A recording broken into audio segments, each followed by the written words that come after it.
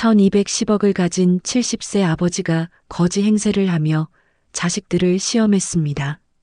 자식들에게 버림받은 아버지의 마지막 복수일까요? 아니면 사랑의 시험일까요?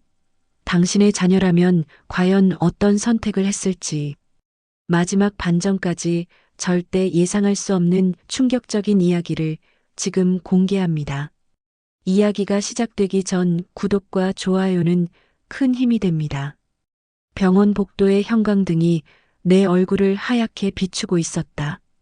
손에 쥔 CT 사진 속 검은 그림자들이 내 간을 파먹고 있는 모습이 선명했다. 의사는 차갑게 말했다. 말기 간경화입니다. 길어야 6개월 정도입니다. 6개월. 70년을 살아온 내게 남은 시간이 고작 반년이라니. 진단서를 받아든 손이 떨렸다. 푸른 글씨로 적힌 말기라는 단어가 내 눈을 찔렀다.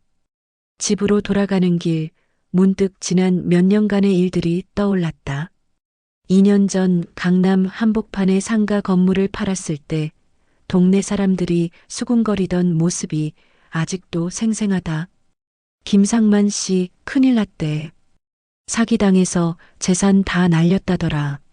그러게 말이야. 그런 큰 돈을 어디다 맡겨서. 살던 집 월세도 못 내서 저 낡은 아파트로 이사 갔잖아. 사실 나는 일부러 그런 소문이 퍼지도록 놔뒀다. 상가 건물을 처분한 돈 무려 1210억 원은 비밀 계좌에 고스란히 들어 있었다. 하지만 아무도 모르게 했다. 심지어 자식들도. 왜 그랬을까? 그 이유를 설명하려면 시간을 거슬러 올라가야 한다. 40년 전 나는 맨손으로 시작했다. 새벽 4시에 일어나 과일을 떼러 가락동 시장에 가고 밤 10시까지 노점에서 팔았다.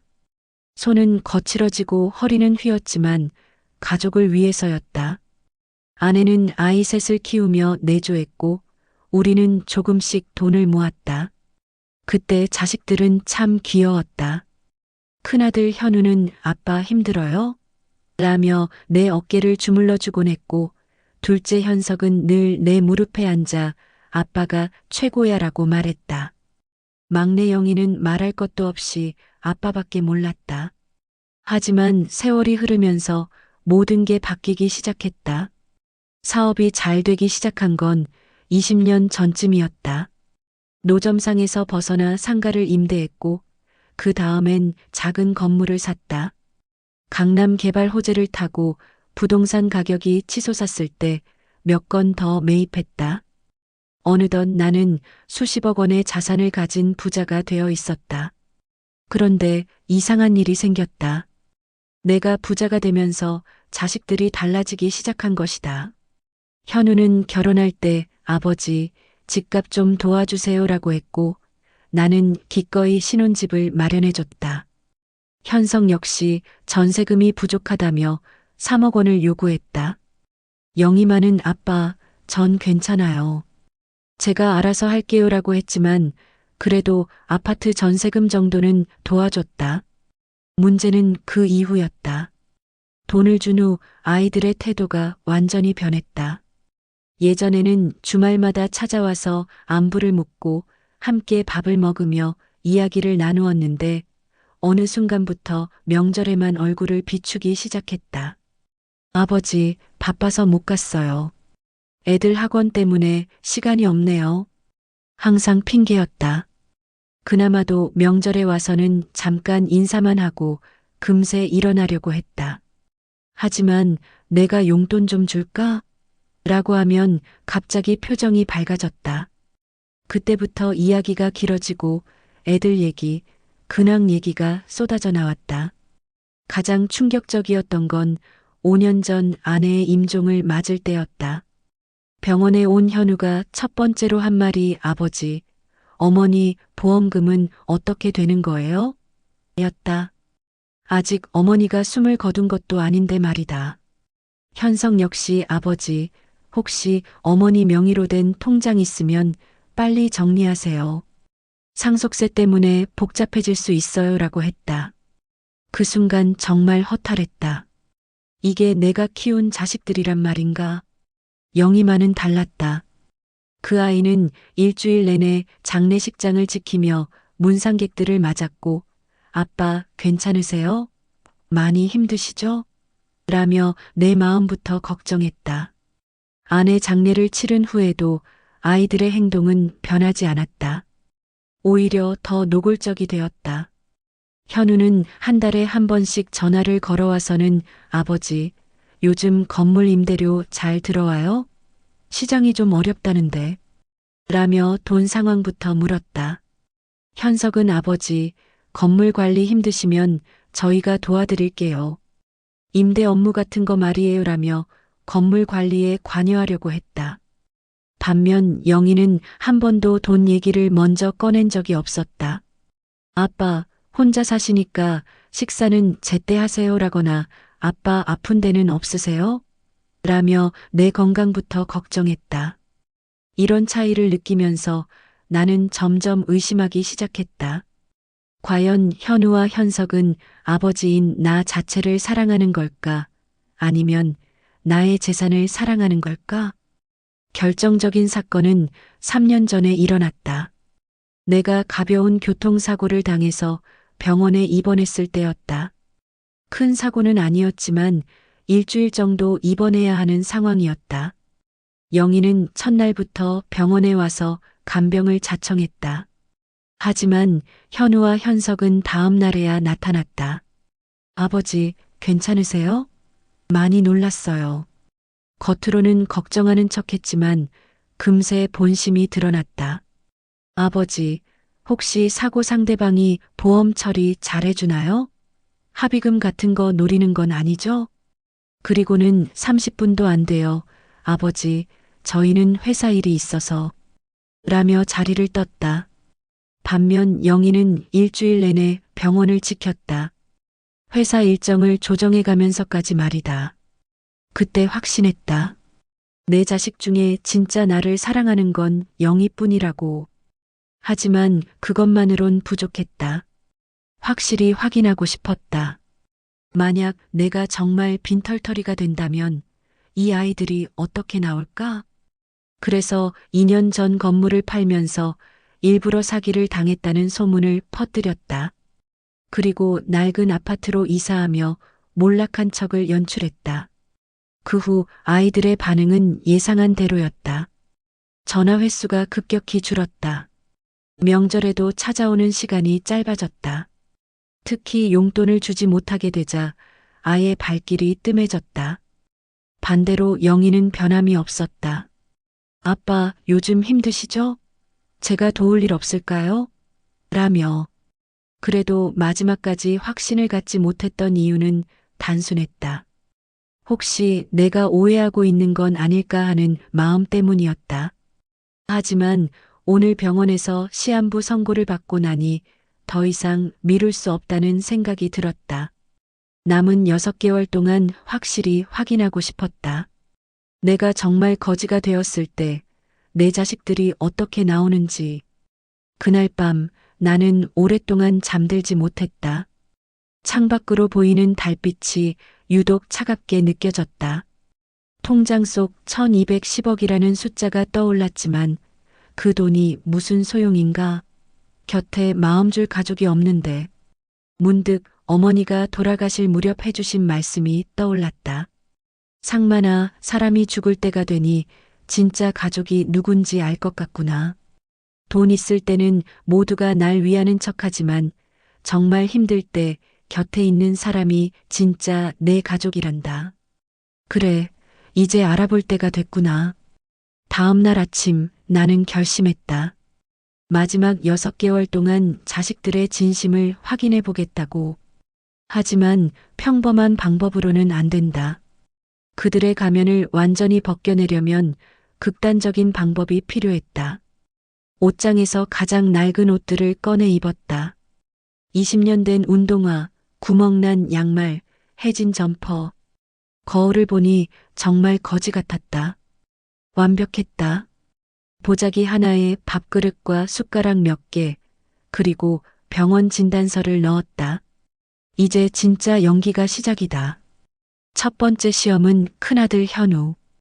그는 과연 이런 아버지를 받아줄까? 현관문을 나서며 나는 중얼거렸다. 이제 진짜 가족이 누군지 알아보자. 돈이 아니라 진짜 사랑으로. 차가운 바람이 뺨을 스쳤다. 내 인생 마지막 여행이 시작되었다. 큰아들 현훈의 집 앞에 서니 가슴이 두근거렸다. 30층 아파트 현관 입구에서 한참을 망설였다. 정말 이래도 되는 걸까? 하지만 이미 늦었다. 진실을 알고 싶었다. 초인종을 눌렀다. 띵동. 누구세요? 며느리 목소리가 인터폰 너머로 들려왔다. 평소보다 더 차갑게 느껴졌다. 나다. 아버님? 잠시 정적이 흘렀다. 아마 내 몰골을 보고 놀랐을 것이다. 문이 열리자 며느리의 얼굴이 보였다. 순간 그녀의 표정이 굳어졌다. 어머, 아버님. 이게 무슨... 미안하다. 잠깐 들어가도 될까? 며느리는 현관문을 반쯤만 열고 나를 막아섰다. 마치 이상한 사람이라도 보는 듯한 눈빛이었다. 아버님, 지금 현우 씨 없어요. 회사 회식이라고. 괜찮다. 기다릴게. 그런데, 아버님, 무슨 일이세요? 왜 이런 차림으로? 그때 안에서 손자 진호의 울음소리가 들려왔다. 5살짜리가 내 모습을 보고 무서워서 우는 것 같았다. 엄마, 저 아저씨 누구야? 무서워. 며느리가 당황하며 아이를 달랬다. 진호야, 할아버지야. 울지 마. 아니야. 저 사람 할아버지 아니야. 할아버지는 깨끗한 옷 입어. 아이의 말에 가슴이 찢어질 것 같았다. 내가 키운 손자가 나를 무서워한다니. 미안해, 진호야. 할아버지가 좀 더러워졌지? 하지만 아이는 계속 울며 엄마 뒤로 숨었다. 며느리가 난처한 표정으로 말했다. 아버님, 죄송한데 오늘은 좀 곤란해요. 아이가 이러니까. 그때 현우가 돌아왔다. 멀리서 내 모습을 본 그의 얼굴이 일그러졌다. 빠른 걸음으로 다가오더니 내 팔을 잡고 한쪽으로 끌고 갔다. 아버지, 지금 뭐 하는 거예요? 현우야, 아버지가 좀. 왜 이런 꼴로 오셨어요? 이웃들이 보면 어떡해요? 현우의 목소리에 분노가 섞여 있었다. 체면을 중시하는 그에게 이런 아버지는 눈엣 가시였을 것이다. 잠깐만 쉬었다 갈게. 하룻밤만. 안 돼요. 절대 안 돼. 현우가 단호하게 고개를 저었다. 아버지, 정신 좀 차려요. 이런 식으로 살면 안 되잖아요. 복지관이라도 가세요.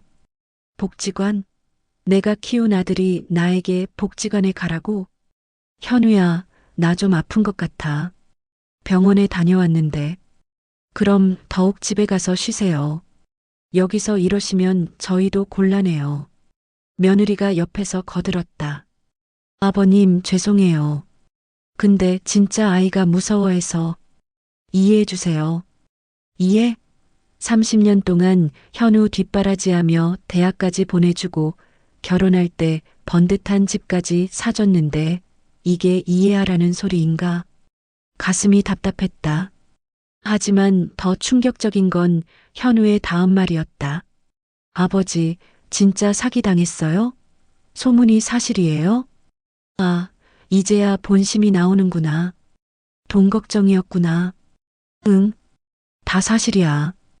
현우의 얼굴이 더욱 굳어졌다. 실망과 분노가 섞인 표정이었다. 하지만 그 분노는 아버지를 걱정해서가 아니었다. 상속받을 게 없어졌다는 분노였다. 아, 그런 큰 돈을 어떻게... 며느리가 뒤에서 귓속말했다. 여보, 어쩌지? 아이들 학원비. 그 순간 나는 모든 걸 이해했다. 이들에게 나는 이미 쓸모없는 존재가 되어버렸구나. 알겠다. 가마. 나는 보자기를 다시 메고 돌아섰다. 현우가 뒤에서 말했다. 아버지, 정신 차리세요. 이런 식으로 살면 안 되잖아요. 정신 차리라고? 지금 정신 차린 건 바로 나다. 첫 번째 시험은 완전한 실격이었다. 집으로 가는 길, 눈물이 주르륵 흘렀다. 통장 속 1210억이라는 숫자가 떠올랐다. 그 돈이 있을 때와 없을 때 아들의 태도가 이렇게나 달라지다니.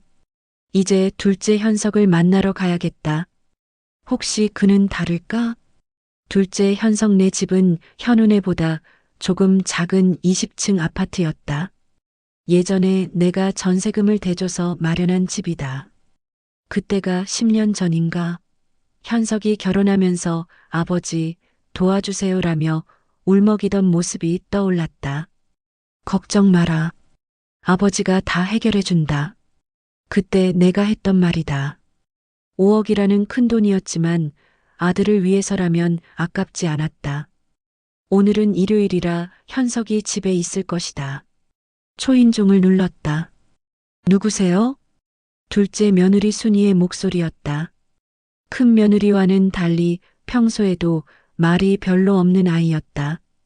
나 아버지야. 문이 열리자 순이가 나타났다. 내 모습을 본 그녀의 눈이 동그래졌다. 아, 아버님. 어쩐 일로? 현석이 있니? 네. 잠깐만요. 순이가 안으로 들어가더니 현석을 불렀다. 잠시 후 현석이 나왔다. 머리를 극적거리며 잠에서 깬 듯한 모습이었다.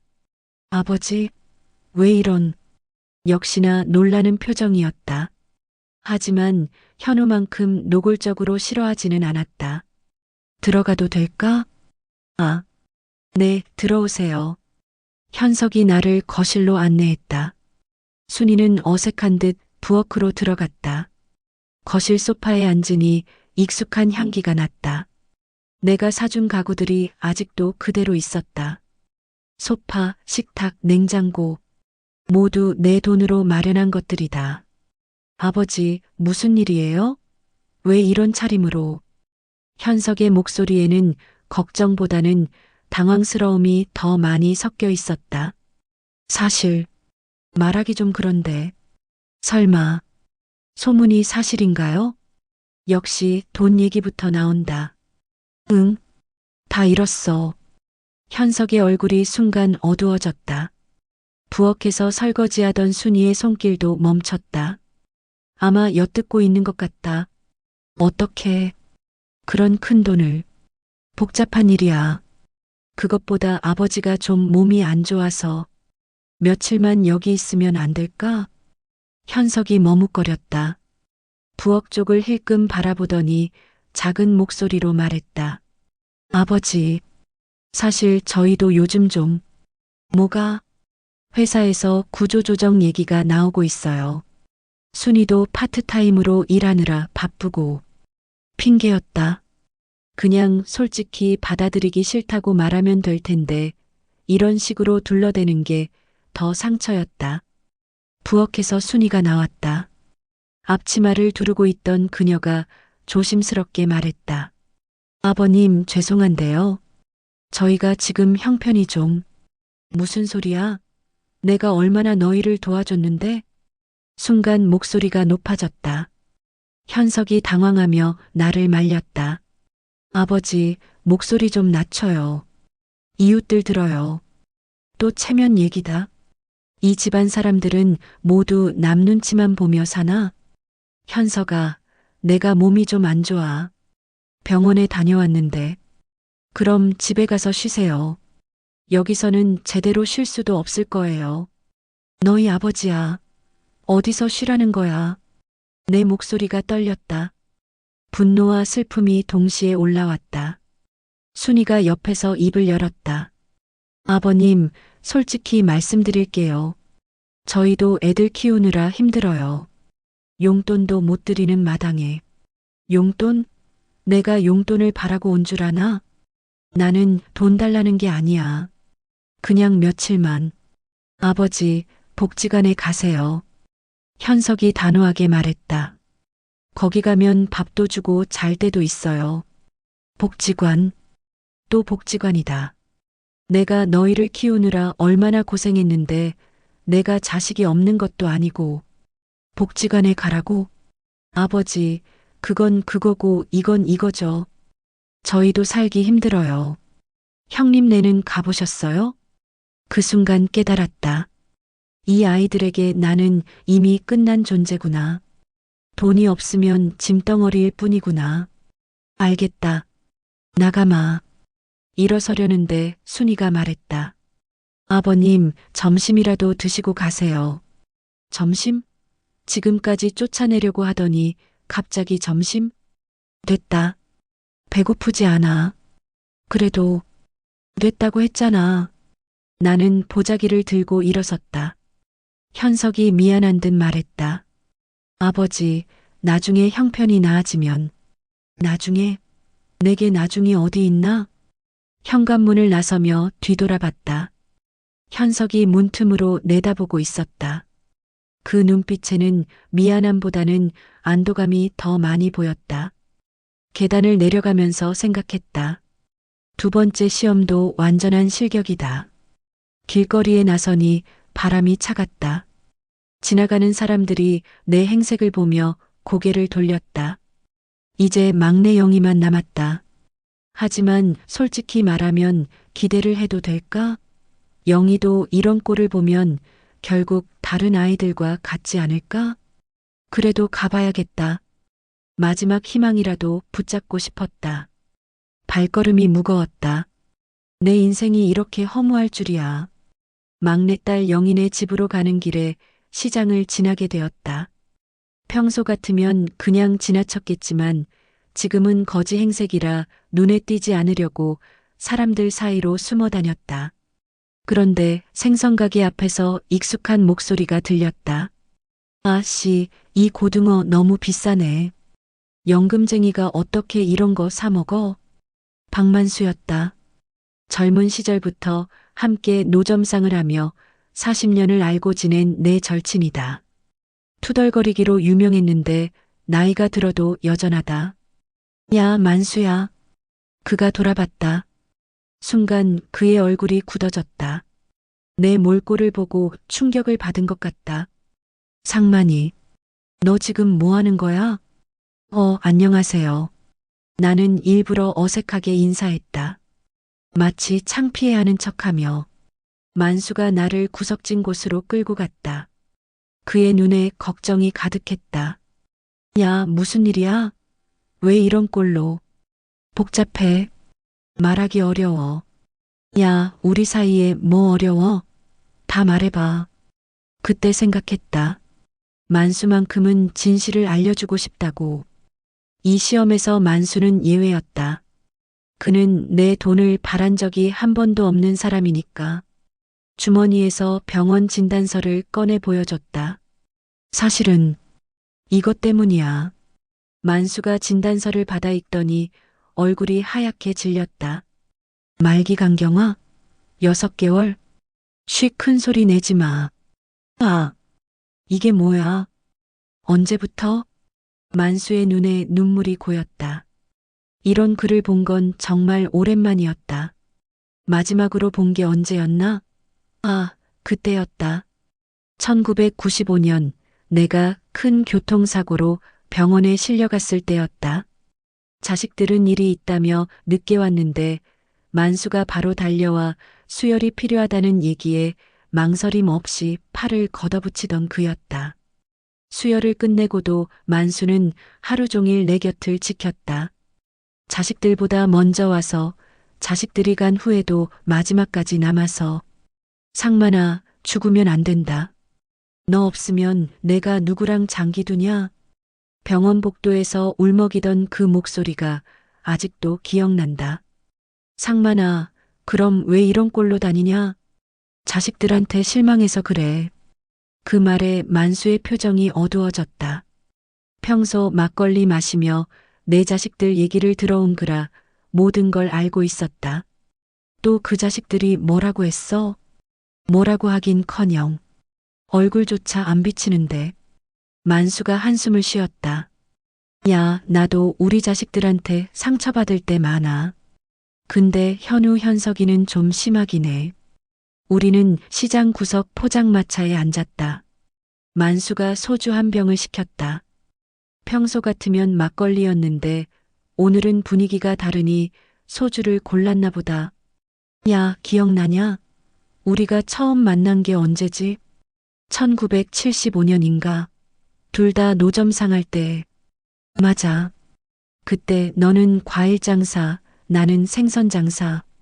그때가 떠올랐다. 비 오는 날 비닐도 제대로 없어서 둘이 함께 떨며 물건을 지키던 기억. 서로 자리를 봐주고 돈이 없으면 꾸어주고. 야, 그때 진짜 힘들었지? 하루 종일 서 있어도 10,000원어치도 못 팔 때도 있었잖아. 그러게. 그래도 우리 젊었으니까 할 수 있었지. 만수가 소주잔을 들며 말했다. 야, 그때 생각해봐. 우리 둘 다 애들 셋씩 키우면서 얼마나 악착같이 살았어? 맞아. 새벽 4시에 일어나서 밤 10시에 들어가고. 그래도 그때가 좋았어. 애들이 어려서 아빠 하면서 달려오고. 만수의 눈빛이 따뜻해졌다. 야, 너 기억나냐? 내가 빚쟁이한테 쫓겨서 자리 못 지킬 때 말이야. 그런 옛날 얘기를. 근데 그때 상만이 너 때문에 내가 500만 원 날렸잖아. 그때 정말 큰 돈이었다. 내가 가게를 확장해 보겠다고 하다가 실패해서 빚을 지게 되었을 때 빚쟁이들이 노점 자리를 위협했다. 그때 만수가 나서서 보증을 서주었다. 아, 미안하다. 그거 아직도 미안해. 미안할 것 없어. 그래도 더 악착같이 일해서 2년 만에 다 갚아줬잖아. 그 모습 보고 평생 친구해도 되겠다 생각했지. 하지만 그때 우리에게 500만 원은 정말 큰 돈이었다. 아이들 학용품도 제대로 사주지 못하던 때인데. 그런데도 나를 도와줬다. 야, 만수야. 그때 내가 나한테 뭐라고 했는지 기억나? 뭐라고 했지? 어이 친구, 걱정하지 마. 우리가 뭐 남이냐? 돈은 또 벌면 되잖아라고 했어. 그 말에 가슴이 다시 한번 뭉클해졌다. 그래서 내가 평생 너한테 고마워하는 거야. 그때 내가 아니었으면. 야, 그만해. 우리가 뭐 남이냐? 만수가 눈을 비비며 말했다. 그런데 말이야, 정작 내 자식들은 왜 그럴까? 내가 그렇게 잘해줬는데. 그러게 말이야. 나도 그 녀석들의 속마음을 모르겠어. 야, 혹시 내가 너무 잘해주니까 자식들이 당연하게 생각하는 거 아니야? 만수의 말에 고개를 끄덕였다. 그럴 수도 있지. 내가 돈이 생기면서 애들한테 뭐든 해주려고 했거든. 그게 독이 됐을 수도 있어. 우리 때는 부모가 해주는 게 없어도 당연했는데 요즘 애들은 해주는 게 당연하다고 생각하니깐. 만수가 한숨을 쉬며 계속 말했다. 그래서 내가 항상 말하잖아. 자식은 숫자가 아니라 마음이라고.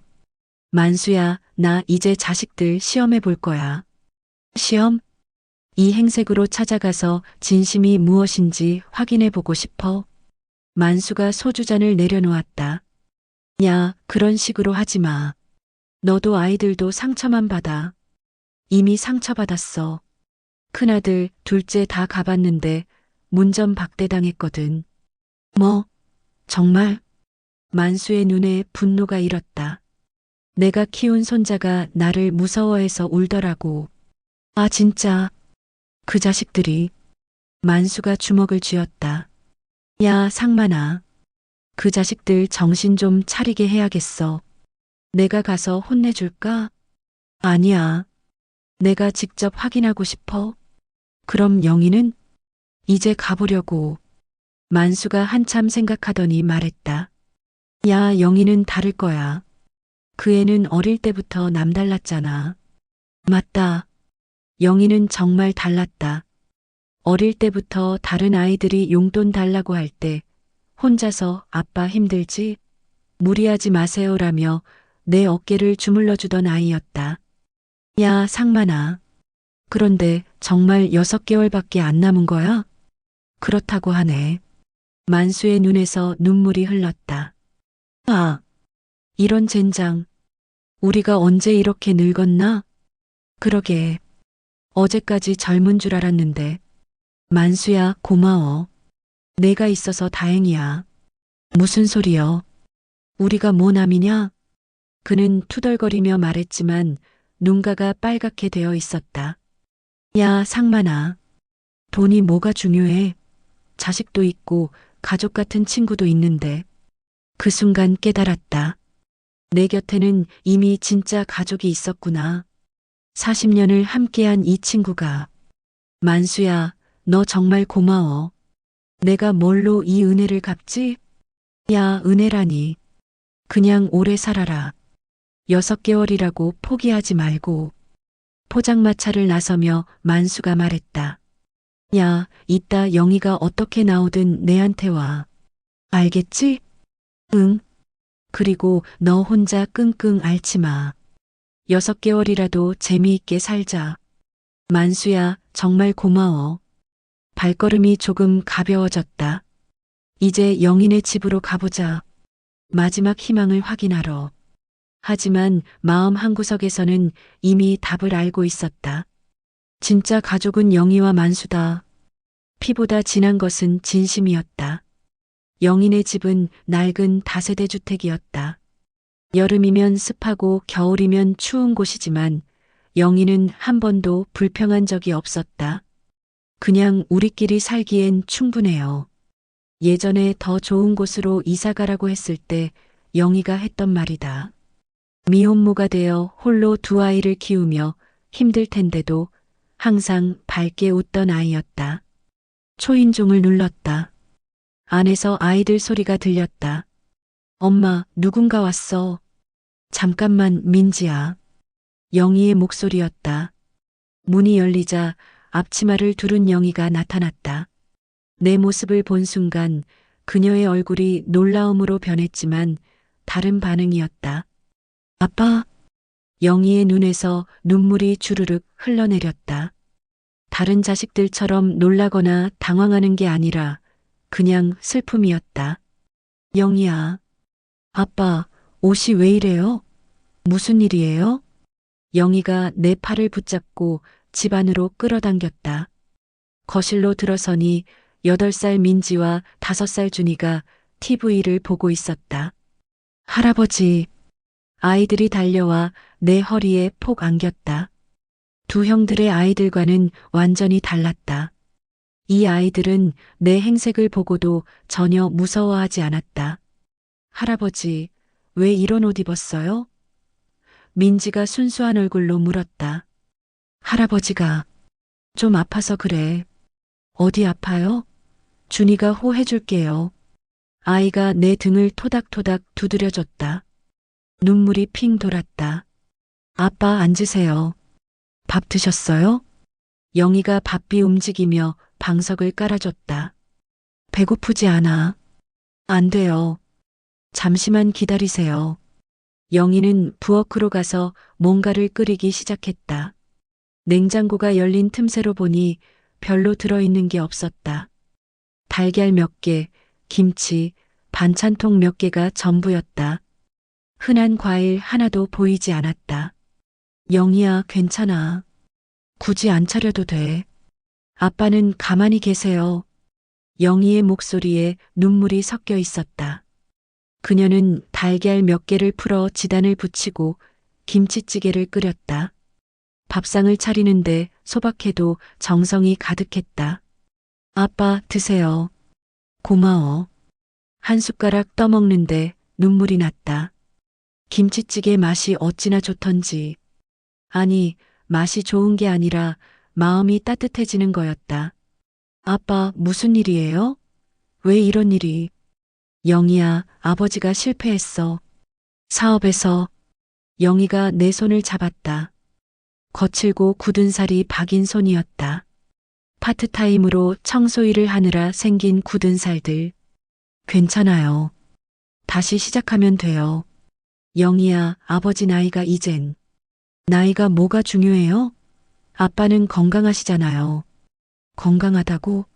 나는 6개월밖에 못 산다는데. 영희야, 사실 아버지가. 진실을 말하려던 순간 민지가 내 무릎 위로 올라왔다. 할아버지, 우리랑 여기서 살아요. 그래. 할아버지가 여기서 살아도 될까? 네. 민지 침대에서 같이 자요. 준이도 달려와 내 다른 쪽 무릎에 앉았다. 할아버지, 준이도 같이 잘래요. 이 순수한 아이들. 할아버지가 어떤 모습이든 상관없이 그냥 좋아해 주는구나.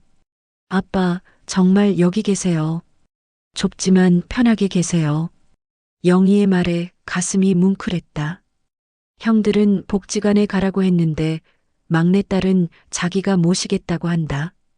영희야, 너도 힘든데 아버지까지 어떻게 해.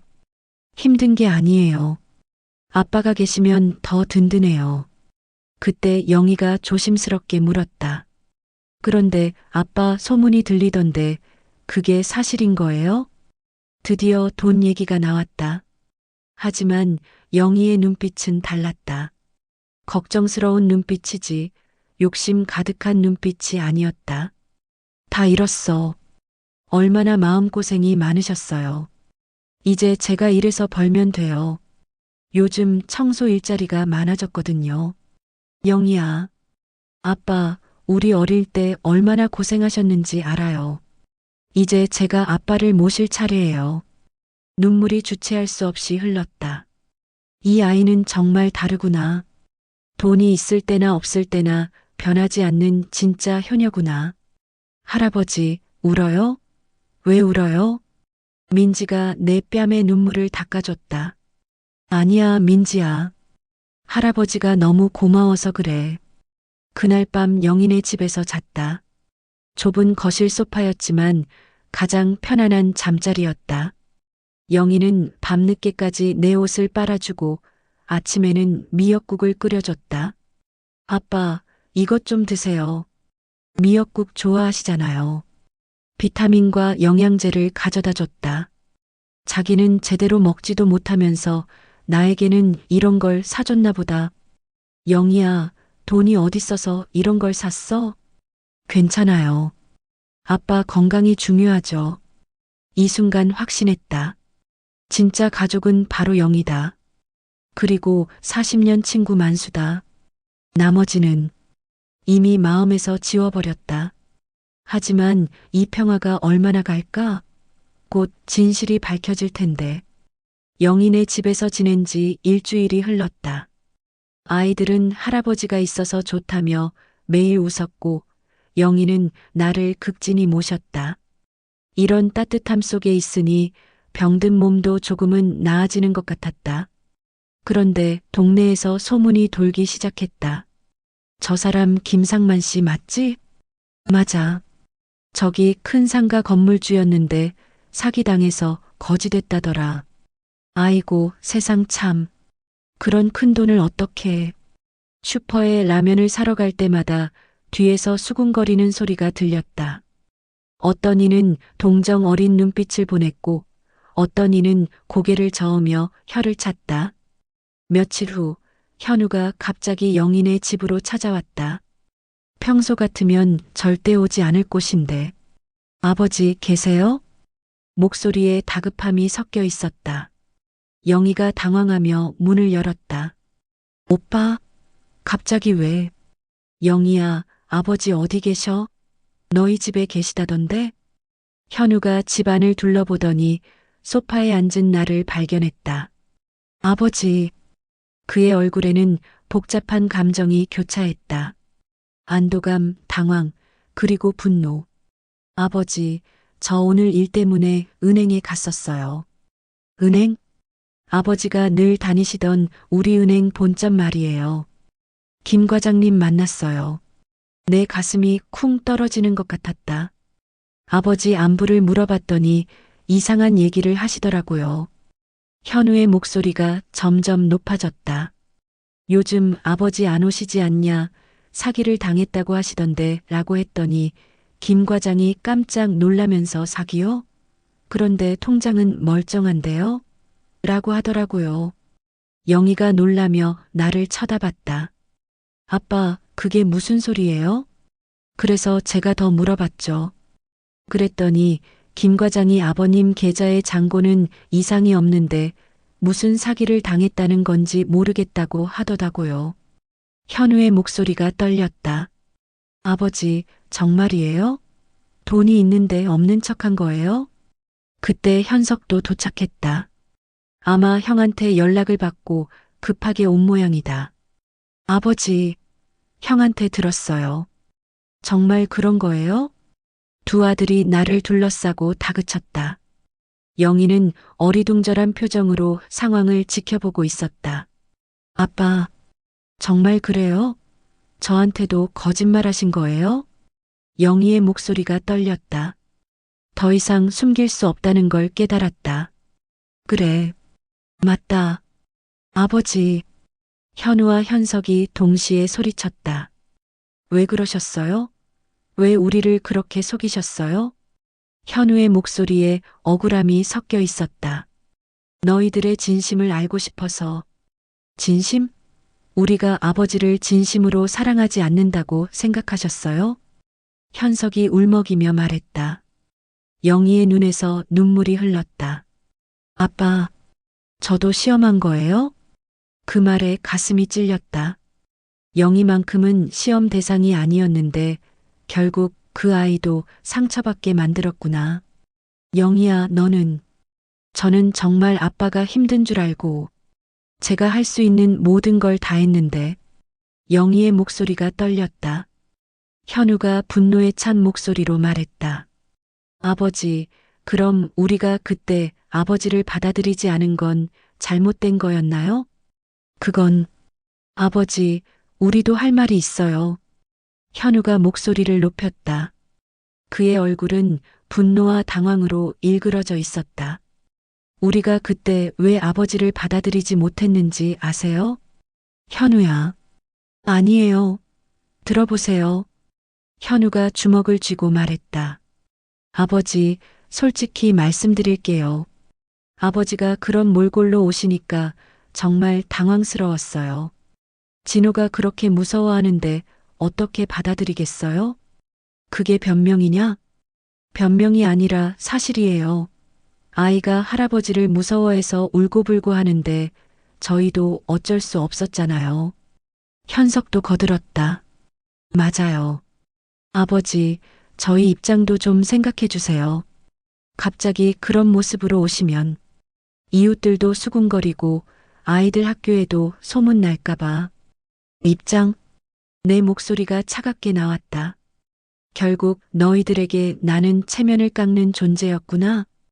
현우가 답답하다는 듯 머리를 긁었다. 아버지, 그런 게 아니에요. 저희도 아버지를 사랑해요. 정말로요. 하지만 갑자기 그런 일이 생기면 당황스럽기도 하고 어떻게 해야 할지 몰라서 그랬어요.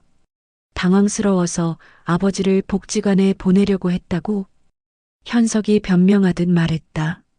아버지, 저희가 복지관이라고 한 건 아버지를 버리려고 해서가 아니에요. 진짜로 아버지가 사기를 당하셨다고 생각했으니까 당장 도울 방법이 없어서. 도울 방법이 없다고? 솔직히 말씀드리면 저희도 여유가 없거든요. 현우 형은 회사에서 구조조정 얘기가 나오고 있고 저도 요즘 매출이 안 좋아서. 영희가 조용하지만 단호하게 말했다. 오빠들, 그래도 아빠는 아빠잖아. 여유가 없으면 어떻게 해서든 만들어야 하는 거 아니야? 영희야, 너는 몰라. 우리 상황이 얼마나. 무슨 상황? 영희의 목소리에 날이 서기 시작했다. 나도 힘들어. 혼자 애들 키우면서 파트타임 일 3개씩 하고 있어. 그래도 아빠가 그런 모습으로 오시면 받아들이는 게 당연한 거 아니야? 현우가 조금 누그러진 목소리로 말했다. 영희야, 너 상황이 우리랑은 달라. 너는 집이 넓지 않아도 상관없지만 우리는 집이 넓고 좁고가 문제가 아니잖아. 영희가 소리를 높였다. 오빠는 아빠가 마련해준 좋은 아파트에 살면서 아빠 하나 못 모시겠다고? 나는 이런 집에서도 아빠 모실 수 있는데? 현석이 머뭇거리며 말했다. 영희야, 그런 게 아니라 우리도 나름대로 고민이 있었어. 아이들 교육 문제도 있고 주변 시선도. 주변 시선이 아빠보다 중요해? 그때 나는 더 이상 들을 수 없었다. 주머니에서 병원 진단서를 꺼냈다. 얘들아, 이것 좀 봐라. 새 자식이 진단서를 보더니 얼굴이 하얗게 질렸다. 아빠, 이게 뭐예요? 영희가 떨리는 목소리로 물었다. 말기강경화. 6개월 남았다고 하네. 뭐? 현우와 현석이 동시에 소리쳤다. 언제부터? 왜 말씀 안 하셨어요? 말했으면 달라졌을 거냐? 말할 기회는 줬고. 침묵이 흘렀다. 현우가 먼저 무너졌다. 아버지. 그럼 그때. 그래, 그때 내가 진짜 아파서 너희들한테 도움을 청한 거였어. 현석의 얼굴이 새하얗게 질렸다. 아버지, 저희가 그걸 어떻게 알고. 몰랐다고? 알았으면 이런 꼴이라도 받아줬을 거라고? 그럼요. 당연히요. 현우가 급하게 말했다. 아버지, 저희가 정말 몰랐어요. 아버지가 아프시다는 걸 알았으면 절대 그런 식으로 하지 않았을 거예요. 아프다고 했다. 병원에 다녀왔다고도 했고, 그런 식으로 말씀하시면 저희가 어떻게, 설마 이렇게 심각한 병인 줄 알겠어요? 현석도 울먹이며 말했다. 아버지, 저희가 진짜 잘못했어요. 정말 몰랐어요. 이렇게 큰 병이신 줄 알았으면. 잘못했다고? 나는 차갑게 웃었다. 너희들은 내가 돈이 있을 때와 없을 때 태도가 달랐어. 그게 본심이야. 영희가 내 손을 잡았다. 아빠 6개월이요? 정말이에요? 응. 그래서 마지막을 너희들과 같이 보내고 싶었어. 너희의 진심이 궁금하기도 했고. 그때 현우가 갑자기 무릎을 꿇었다. 아버지, 용서해 주세요. 저희가 정말 잘못했어요. 현석도 따라서 무릎을 꿇었다. 아버지, 죄송해요. 다시는 그런 일 없을게요. 앞으로는 정말 잘할게요. 두 아들이 무릎을 꿇고 눈물을 흘리는 모습을 보니 복잡한 마음이 들었다. 하지만 이미 늦었다. 현우가 절규했다. 아버지, 한 번만 더 기회를 주세요. 정말 한 번만요. 기회? 아버지, 이제부터라도 정말 잘할게요. 아버지 모시고 제대로 효도할게요. 현석도 매달렸다. 아버지, 저도 그럴게요. 아버지가 돌아가실 때까지 제대로 모시겠어요. 그 순간 두 아들 사이에 이상한 경쟁이 일어났다. 아버지는 우리 집에서 모셔야 해요. 현우가 먼저 말했다. 형, 그게 무슨 소리야? 아버지는 우리 집에 계셔야지. 야, 현석아. 내가 큰아들인데 당연히 우리가 모셔야 하는 거 아니야?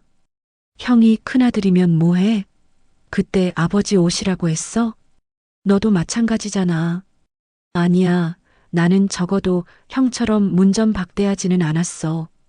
뭐, 너도 복지관 가라고 했다며. 두 아들이 서로 따지기 시작했다. 현우가 나를 바라보며 말했다. 아버지, 우리 집이 더 넓어요. 아버지 방도 따로 드릴 수 있고 간병도 더 편하게 할 수 있어요. 현석이 급하게 끼어들었다. 아버지, 우리 집이 더 조용해요. 병원도 가까워서 치료받기 편하고요. 형, 우리 집 근처에 대학병원 있어. 아버지 치료는 우리가 더 잘할 수 있어. 무슨 소리야? 우리 집 근처 병원이 더 유명하다고. 나는 이 광경을 보며 어이없어 했다. 너희들 지금 뭐 하는 거냐? 두 아들이 순간 정신을 차렸다. 아, 아버지. 저희가 이제는 서로 모시겠다고 다투는 거냐? 영희가 한숨을 쉬며 말했다. 오빠들, 이제 와서 그러면 뭐해? 아빠가 정말 힘드실 때는 모른 척 하더니.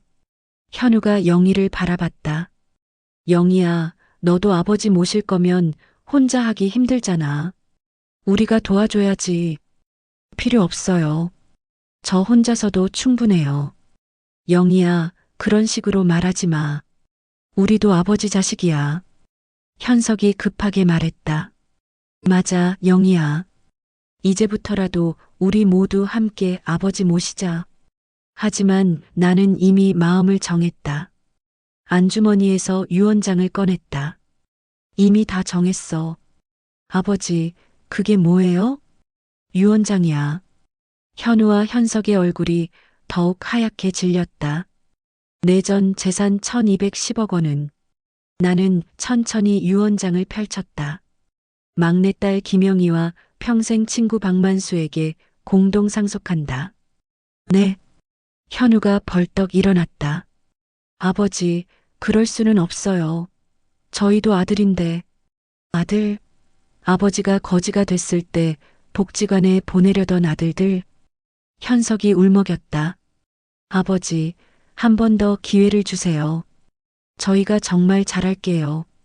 남은 6개월 동안 정말 최선을 다해서 모실게요. 기회? 나는 고개를 저었다. 기회는 그때 줬었어. 너희들이 거절했잖아. 현우가 무릎을 꿇고 매달렸다. 아버지, 다시 생각해 주세요. 저희가 진짜 잘못했어요. 이제부터라도 정말 잘할게요. 아버지, 저희가 아버지 간병도 하고 병원도 모시고 다니고 정말 모든 걸 다 해드릴게요. 현석도 따라서 간청했다. 하지만 내 마음은 이미 굳어졌다. 너희들은 이미 자격을 잃었어. 아버지, 돈이 있을 때와 없을 때의 모습이 다른 사람들에게 무슨 자격이 있겠어? 두 아들이 바닥에 주저앉아 울기 시작했다. 영희가 놀라며 말했다. 아빠, 저는 그런 거 원하지 않아요. 오빠들도 아빠 아들인데. 영희야, 너는 자격이 있어. 아버지가 어떤 모습이든 받아줬으니까. 현우가 절규했다. 아버지, 정말 마지막 부탁이에요. 한 번만 더 기회를 주세요. 저희가 진정으로 아버지를 사랑한다는 걸 보여드릴게요. 저도요. 아버지, 정말 후회하고 있어요. 현석도 눈물을 흘리며 매달렸다. 하지만 그 눈물이 진짜 뉘우침인지 아니면 상속에서 제외된 것에 대한 절망인지 알 수 없었다. 늦었어. 나에게 진짜 가족은 영희와 만수뿐이야. 유언장을 읽은 후 영인의 작은 거실은 정적에 휩싸였다. 현우와 현석은 바닥에 주저앉아 울고 있었고 영희는 충격에 빠져 멍하니 서 있었다. 아빠, 저는 정말 그런 거 바라지 않아요. 영희의 목소리가 떨렸다. 오빠들도 아빠 아들인데. 그때 현우가 고개를 들었다. 눈물범벅이 된 얼굴로. 아버지, 그런데 왜 만수 아저씨한테도 상속을 하시는 거예요? 현석도 의아한 표정으로 물었다. 아저씨는 가족도 아닌데. 이해가 안 돼요. 나는 한숨을 쉬며 말했다. 너희들은 아직도 모르는구나. 진짜 가족이 뭔지. 무슨 말씀이세요? 만수는 40년 동안 내 곁을 지켜준 사람이야. 나에게는 너희들보다 더 가족 같은 존재야. 영희가 고개를 끄덕였다. 만수 아저씨, 정말 좋은 분이에요. 아빠가 힘드실 때마다 항상 곁에 계셨죠. 그래. 내가 사고로 병원에 실려갔을 때도 너희들은 바쁘다며 늦게 왔지만 만수는 제일 먼저 달려와서 마지막까지 곁을 지켰어. 수혈을 해야 한단 말에 1초의 망설임도 없이 피까지 내어주었으니 피를 나눈 형제나 다름없어. 현우가 변명하듯 말했다. 아버지, 그때 저희도 너희들이 어떻게 했는지 다 기억한다. 병문안 와서도 10분도 안 있다가 일이 있다며 갔잖아. 현석이 고개를 숙였다. 그리고 말이야, 만수는 내가 가난했을 때도 부자가 됐을 때도 지금처럼 거지 행세를 할 때도 똑같이 대해줬어. 오히려 내가 힘든 순간에 항상 내 곁을 지켜주면서도 한 번도 내 돈을 탐낸 적이 없지. 내 목소리가 따뜻해졌다. 아버지, 너희들은 내가 돈 있을 때와 없을 때 태도가 달랐잖아. 영희가 눈물을 흘리며 말했다. 아빠 말씀이 맞아요. 만수 아저씨는 정말 특별하세요. 그때 현우가 절망적인 목소리로 물었다. 아버지, 정말 마지막 부탁이에요. 한 번만 더 기회를 주세요. 기회라. 나는 한숨을 쉬었다. 사실 마음 한구석에서는 아직도 이 아이들을 포기하고 싶지 않았다. 내가 키운 자식들인데. 현우야, 그럼 한 번만 묻겠다. 내가 정말 거지가 되어서 아무것도 줄 게 없다면 그래도 나를 모시겠느냐? 그럼요. 왜 생각이 바뀌었니? 현우가 말문이 막혔다. 현석이 대신 말했다. 아버지, 저희가 정말 잘못 생각했어요. 이제는 달라졌어요. 달라졌다고? 유산 때문에? 아니에요. 정말 아버지가 아프시다니까. 6개월밖에. 그 순간 깨달았다. 이 아이들은 아직도 모르고 있구나. 진짜 내가 원하는 것이 무엇인지. 영희가 내 앞에 무릎을 꿇었다. 아빠, 유산은 오빠들한테 주세요. 영희야, 뭐 하는 거야? 저는 아빠만 있으면 돼요. 돈은 필요 없어요. 영희의 말에 가슴이 뭉클했다. 이 아이는 정말 다르구나. 오빠들, 제발 정신 차려요. 아빠가 얼마 남지 않으셨는데 돈 얘기를 해요? 영희가 두 오빠를 바라보며 말했다. 아빠가 원하시는 건 돈이 아니라 진짜 사랑이었다고요. 현우가 흐느끼며 말했다. 영희 말이 맞아. 아버지, 저희가 정말 어리석었어요. 아버지, 유산은 상관없어요. 그냥 아버지랑 남은 시간을 함께 보내고 싶어요. 현석의 말에 조금 마음이 움직였다. 하지만 아직 확신할 수 없었다. 그때 문이 열리고 만수가 들어왔다. 아마 소란스러운 소리를 듣고 온 모양이다. 야, 무슨 일이야? 길 가다가 울음소리가 들려서. 만수야. 애들이 왜 이러고 있어? 상황을 설명해 주자 만수가 한숨을 쉬었다. 야, 이 바보야, 왜 그랬어? 애들이 상처받잖아. 만수야, 너는 나를 이해해 줄 줄 알았는데. 이해하긴 개뿔. 내가 너무했어. 만수가 현우와 현석을 바라봤다. 야, 너희들도 문제야. 아버지가 힘들다고 하시는데 왜 등을 돌렸어? 아저씨는 무슨. 나 박만수야. 너희 아버지랑 40년 친구. 현우가 조심스럽게 물었다. 만수 아저씨, 그런데 아버지가 아저씨한테도 유산을. 만수가 눈을 크게 떴다. 뭐? 나한테 유산? 야, 상만아, 그게 무슨 소리야? 만수야, 너는 내 진짜 가족이야. 40년 동안 한결같이. 그런 소리 하지 마. 만수가 손사래를 쳤다. 나는 돈 필요 없어. 너 같은 친구가 있는 것만으로도 충분하다고. 영희가 만수를 바라보며 말했다. 만수 아저씨, 아버지 말씀이 맞아요. 아저씨는 정말 특별하세요. 저도 어릴 때부터 봐왔는데 아저씨만큼 아빠를 진심으로 생각하는 분은 없었어요. 영희야, 아저씨는 아빠가 부자일 때도 지금처럼 힘드실 때도 항상 똑같이 대해주셨잖아요. 만수의 눈가가 붉어졌다. 그냥 친구니까 당연한 거지. 현석이 고개를 숙이며 말했다. 만수 아저씨가 맞아요. 저희가 정말 부끄러워요. 현우도 눈물을 흘리며 말했다. 아저씨는 혈육도 아닌데 아버지를 그렇게 생각해 주시는데 정작 친아들인 저희는. 만수가 나를 노려봤다. 야, 상만아. 유언장 다시 써. 뭐? 애들이 반성했잖아. 한 번 더 기회를 줘. 만수야, 넌 왜? 야, 나도 자식 있어. 완벽한 자식이 어디 있냐? 실수할 수도 있는 거지. 만수의 말에 뭔가 깨달았다. 그리고 말이야, 내가 그렇게 시험하는 것도 잔인했어. 애들 입장에서는 당황스럽기도 하고. 영희가 고개를 끄덕였다. 아빠, 만수 아저씨 말이 맞아요.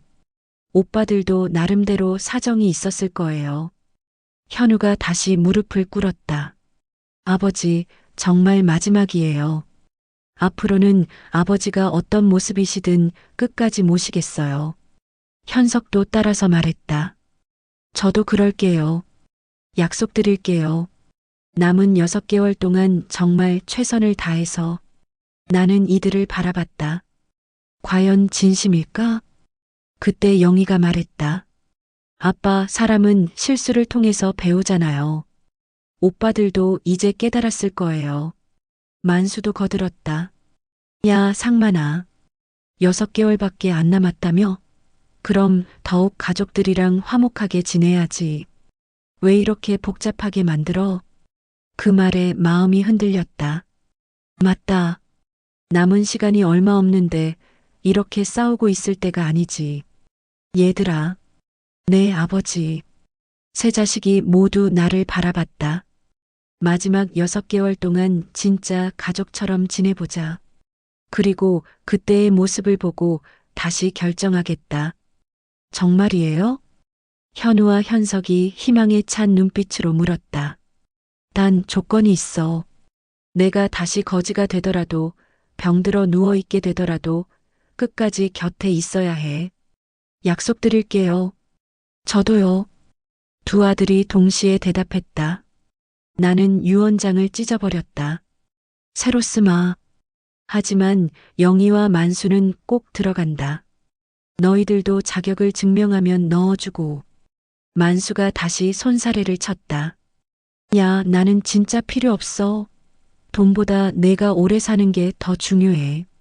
만수야, 40년 동안 한결같이 내 곁을 지켜준 진짜 내 형제야. 진작에 챙겨주지 못해서 미안할 뿐이야. 어차피 받지도 않았겠지만. 야, 그런 소리 하면 나 온다. 만수가 눈을 비비며 투덜거렸다. 영희가 눈물을 흘리며 내게 안겼다. 아빠, 고마워요. 정말 고마워요. 이제 우리 모두 함께 행복하게 지내요. 현우와 현석도 눈물을 흘리며 말했다. 아버지, 정말 감사해요. 앞으로 후회하지 않을 만큼 잘할게요. 저도요, 아버지. 진짜 효자 되겠어요. 그날부터 우리 가족의 진짜 이야기가 시작되었다. 현우와 현석은 정말 달라졌다. 매일 번갈아 가며 찾아와 내 건강을 챙겼고 영희와 함께 병원 치료도 받도록 도왔다. 만수는 여전히 투덜거리며 유산을 거부했지만 나는 그를 설득했다. 내가 내 가족이라는 증거야라고. 6개월이 지나고 1년이 흘렀다. 의사의 예상과 달리 내 병은 기적적으로 호전되었다. 아마도 가족들의 사랑 때문이었을 것이다. 그리고 깨달았다.